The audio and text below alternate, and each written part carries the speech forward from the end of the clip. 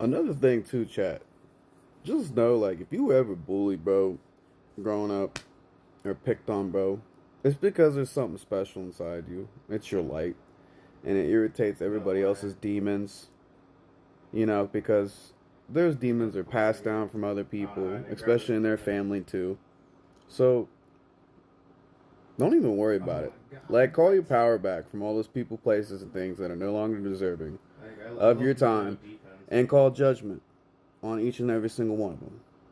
You know what I mean? He's just running into Call it. the ball. There ain't nothing wrong with it.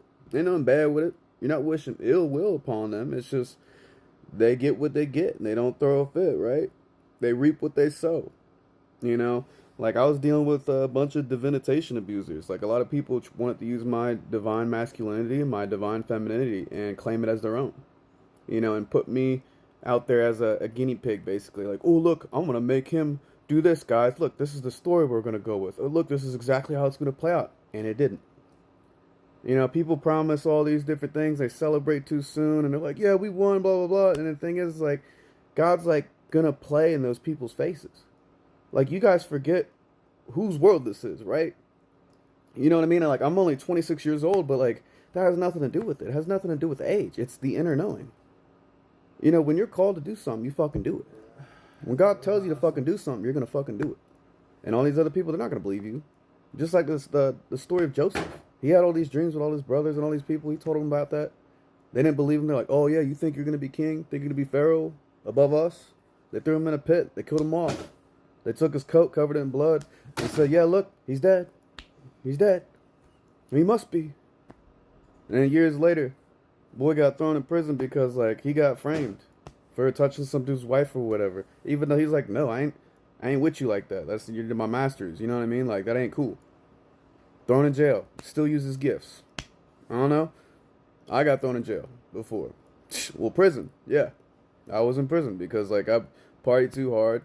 I made the wrong decision. Well, I wouldn't even say party too hard. It's like just like for a couple of weeks, I was being young, dumb, and reckless. It happens to everybody. And the thing is, like, spiritual gifts really are nothing to be squandered with. And when I was in there incarcerated, I was using my gifts.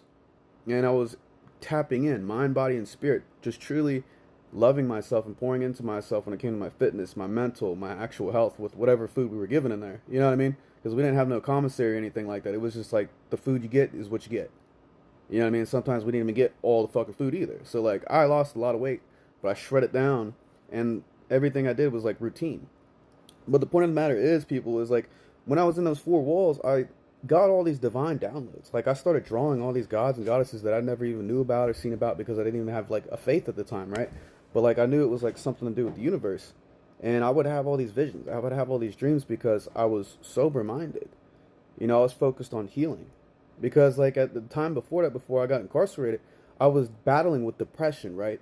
So my family, right, biological family, they got it all twisted. They're like, "Oh, he's mentally insane because he got thrown in this." No, it's because they never took accountability for how they treated me growing up. My mother killed herself at a very, at my very young age on Mother's Day even. So it was very traumatizing for me, not to mention like the whole family and all this trauma stuff. But anyways, it's like I'm still dealing with that and still learning to cope while growing up and seeing how, my parents were and seeing how their habits were and thought it was okay. And that's just what it was until I broke away from it. It's like, that's not me. I even grew up with like my family saying, "Oh, you're just like your father. You look just like your dad." I hated hearing that so freaking much. Just because we carried the same name doesn't mean I'm the same freaking person. You know what I mean? Just because you have a child in this world doesn't mean they freaking owe you. You know what I mean? They have their own mission. They have their own soul contract. Period. You know what I mean? You're supposed to help guide them, right? And not make the same mistakes. The thing is, you got to be honest with them. You got to be kind with them, too. I'm not a parent, but I learned from other parents' mistakes because they were so caught up with the materials, trying to one up one another, battling amongst the siblings. I don't want to compete. I didn't come into this world to compete. And the thing is about your light, people, when you're divinely chosen, when you're anointed, especially at birth, they thought it was like the Homer's disease when I came out looking all yellow and shit. They were super racist about, "Oh, it's just because he's Asian." Fuck you. That was the dumbest shit I've ever heard. Nah, bitch, I'm fucking birthed in fucking gold. By God. You heard me? And they wanted to siphon my energy, say I'm not this, not that, not this, not that, my whole fucking life, bro. Fuck that. There's going to be one of these days when you said, I had enough of this shit. And you choose you. And then everything else chooses you in this life. And you don't lose your faith. And don't let nobody try and tell you, oh yeah, you're going to lose your faith. No. That is a choice you have to make for yourself. And it's a shame to those people who don't have a faith in God, who don't believe in the higher power, who don't believe in the Father that created you. And it's a sad world, too, that people think they're above that. And the thing is, they're going to keep getting humbled. And God's going to keep blessing the people who are actually humble, who actually got humbled, who actually been through humiliation ritual. You got these people out here saying, like, yeah, I made him feel like this. I made him want to be depressed. No, you didn't. You literally ripped the Band-Aid off of the freaking gunshot wounds, the backstabbings I already got throughout my whole fucking 26 years of existence. You were just a fucking pushover. A Mr. Nobody. A who? Who? There must be a fucking Allen here, right? You really got these people out here with their egos super inflated because they've been overpraised. They've been handed shit since they were little. I didn't get handed shit. Nobody wanted to hand me shit. They handed everybody else shit. All the time. And the thing is, I don't feel any way. I never felt jealous. I always wished better for my family. The whole time I thought they were cool with me. They loved me. They supported me. So I prayed better on them. I prayed well on them. The whole time they all fucking hated me. They all fucking hated me. All wished down on me the whole time. So when I was thrown in there, incarcerated, they're like, oh, he's mentally insane. Let's go write him off. It's such a plot, too. My father was like, oh, you need someone to be the treasurer. Okay, I made my grandmother the treasurer, right?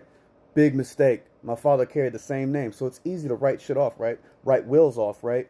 Inheritance off, right? Justice will be served. I don't care. Truth comes to light. And the thing is, those types of people will do any type of backdoor bullshit. So, yes, people, it be your own family. But the thing about it is, don't let it beat you down. Make that make you stronger. Make that make you wiser. Make that make you more powerful, knowing that you had all those types of people go against just one person. How the fuck do you think Jesus felt? His own hometown in Nazareth. He tried to go back, kick some classes for them. They were like, oh, he's stupid, he's crazy, he's psychosis, da-da-da-da. It wouldn't make any sense because they would never admit to it. Because that's the hometown. They saw him grow up. They're like, there's no way it's going to be like that. It's prophecy, people. Your life is a prophecy. Yes, it's in the stars. Oh, he's talking about the stars. We're past that bullshit. Those are the naysayers. Those are the low... Oh, let me speak, Spirit. Those are the low vibrational creatures down there. And they could stay down there. They could stay miserable. Because guess what? I will hold a mirror up to each and every single one of their faces of what they fear and what they hate most about themselves. Because it is fear that drives man down. It is fear that turns a man to greed. It is fear that drives a man to lust. It is a fear that drives a man to pride, sloth, gluttony, envy, all the sins. And it's a spiritual warfare, people. You need to choose what's best for you. And sometimes you got to make the most selfish choices in life, but that's for you. Your own sanity, your own peace, your own happiness, your heart. Because you know your mission. You didn't sign a soul contract to carry everybody with you, because not everybody's going to come with you. Not everybody's going to come with you. Because it is a choice. Everything's already written. Your destiny's already written. Nobody can take your destiny away unless you give it away. And you got these people out here trying to destiny swap. That's not going to work. The Most High will make it seem like they're going to give you the illusion of control. You understand me? They created the game. We're just playing it. You do as you're told. Just as a soldier does, right? When God tells you to stand at attention, what the fuck are you supposed to do? Stand the fuck at attention. Otherwise, everything's gone. So you better shut up and you better fucking listen. You understand me? I'm not saying I'm perfect. Oh, I'm far from perfect. God can use me as a weapon. Because I've embodied love. Because love is a weapon. Because God is a weapon, like I said, people. But the thing about it is, you need to come into union with yourself.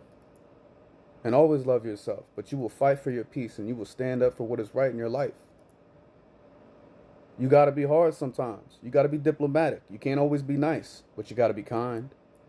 And you got to be a good, genuine human being. And always lead with love and genuine intentions. Always.